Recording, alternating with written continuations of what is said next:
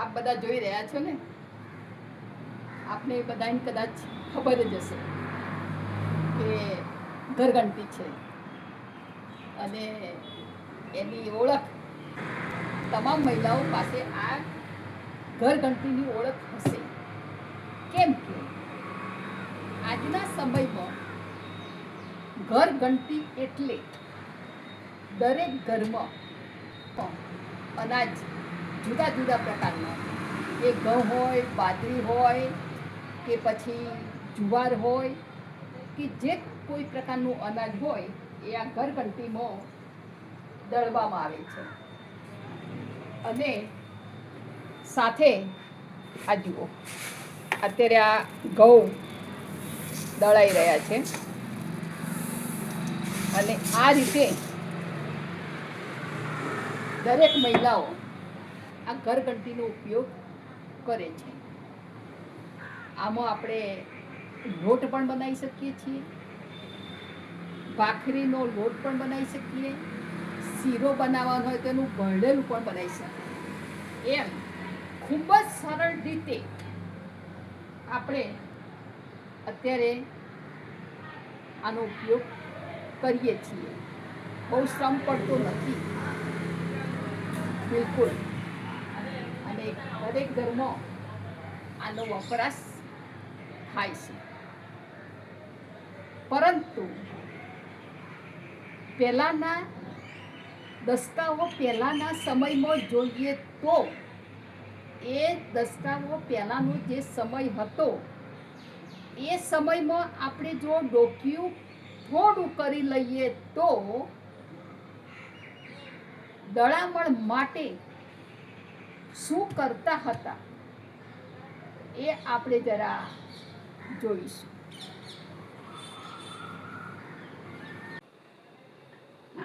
આપણે જે ઘરઘંટીની વાત કરી ને, એ ઘરઘંટી એટલા માટે કે હવે દરેક ઘરમાં ઘરઘંટીએ સ્થાન લીધું છે.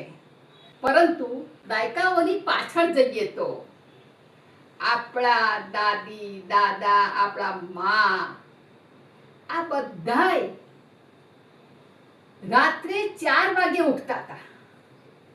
4 વાગે ઉઠી અને પહેલા એક દયણું કરતા હતા. દયણું એટલે જ્યાં ઘંટી હોય ને, પેલી ઘંટી હાથ વડે ચલાવવાની ઘંટી. आज पुरानी राहों से कोई मुझे आवाज न दे, दर्द में डूबे. અને એક ઘંટીમાં અનાજ ધીરે ધીરે ધીરે મુઠ્ઠી મુઠ્ઠી મુઠ્ઠી આમ દળતા જાય અને અનાજ નાખતા જાય. આ રીતે એક પરિવારમાં 10 કે 15 માણસો જ્યારે રહેતા હોય ત્યારે એ જે 10 કે 20 કિલોનું અનાજ એ ઘંટી વડે, હાથથી ચલાવેલી ઘંટી વડે જ્યારે એ લોટ તૈયાર કર્યો હોય ત્યારે એ લોટના રોટલામાં એટલી મીઠાશ હતી. दिल ढूंढता है फिर वही फुर्सत पे रात दिन, दिल ढूंढता है फिर वही. કેમ કે એ જે અનાજ હતું એ અનાજ એ આમ પીસાઈને એનો લોટ થતો હતો. જે પીસાઈને લોટ થતો હતો એટલે જુવારનો રોટલો હોય, જારનો રોટલો હોય, બાજરીનો રોટલો હોય કે ઘઉંની રોટલી હોય, એટલી મીઠાશ રહેતી હતી. અને એ વખતે એ બધા મહિલાઓ રાત્રે 4 વાગે ઉઠીને જે ઘંટી ચલાવતા હતા, એ ઘંટી ચલાવ્યા પછી લોટ તૈયાર થઈ જાય એ પછી જે પશુઓ હોય એ પશુઓનું સાણ એકત્ર કરી અને એક ગામના ગોદરે એક ઉકરડો હોય એમાં નાખવા જાય. અને એ સફાઈ જ્યારે ગમાણ કહેવાય, જે પશુઓને રાખીએ ને એને ગમાણ કહેવાય. એ ગમાણની સફાઈ થઈ જાય એ પછી એ મહિલાઓ ભેંસ કે ગાય હોય એને દોવાનું કામ કરે. અને દોયા પછી ઘરના પછી એ બાકીના કામ એ વલોણું કરવાનું હોય, ચા પાણી નાસ્તા કરવાના હોય, કે જે ખેતરમાં પહોંચેલા પુરુષો હોય જે હળ લઈને ગયા હોય એમના માટે ભાથા તૈયાર કરવાના હોય, શિરામણી તૈયાર કરવાની હોય, અને આ બધું જ પતાવી અને પોતે જે પશુઓને માટે જે પશુઓ આંગણે બાંધેલા છે એમના માટે પાછા ઘાસચારો લેવા જાય.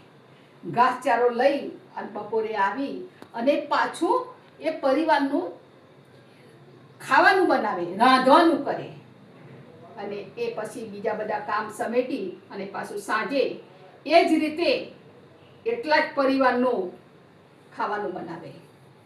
આ હતી એ મહિલાઓની તાકાત.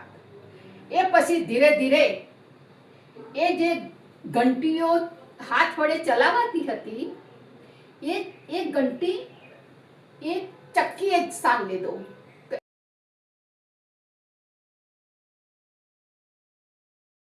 એક ગામમાં એક ઘંટી હોય અને ગામના જે કંઈ ઘરો હોય એ લોકો પોતાનું અનાજ, ઘઉં બાજરી કે જે કંઈ અનાજ હોય એ ડબ્બો ભરી અને એ ઘંટીએ મૂકવા જાય.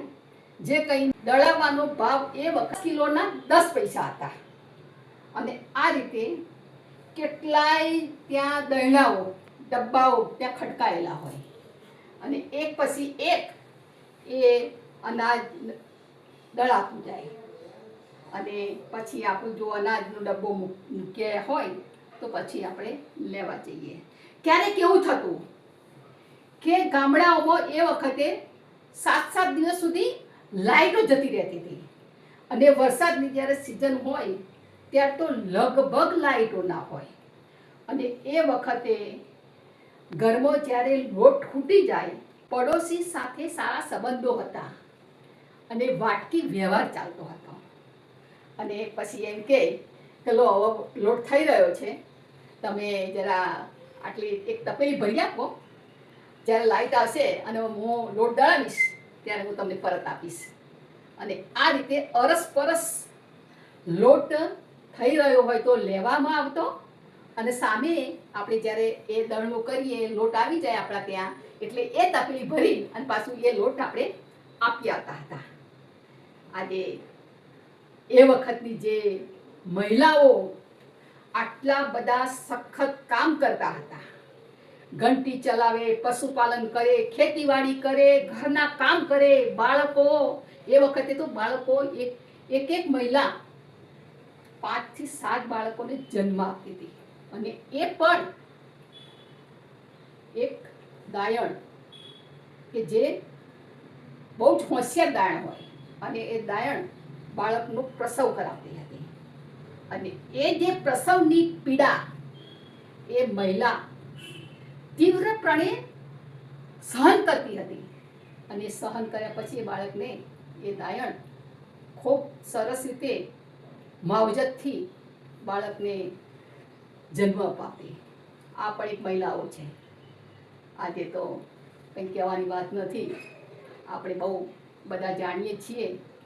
આ તો ઘરઘંટીની જ્યારે વાત આવી કે ઘેર ઘેર ઘરઘંટીએ સ્થાન લઈ લીધું છે, એટલે કહેવાની ઈચ્છા થઈ કે જૂના જમાનામાં આપણે લોટ કેવી રીતે દળાવતા હતા અને કેવી રીતે એનો ઉપયોગ અરસપરસ કરતા હતા એ વાતો આપણે કરી. ઘણા લોકોને આ બાબતે જાણકારી પણ હશે અને યાદ પણ આવી ગયું હશે કે તપેલી લઈ અને પડોશમાં લોટ લેવા જતા હતા અને પાછો પણ આપવા જતા હતા.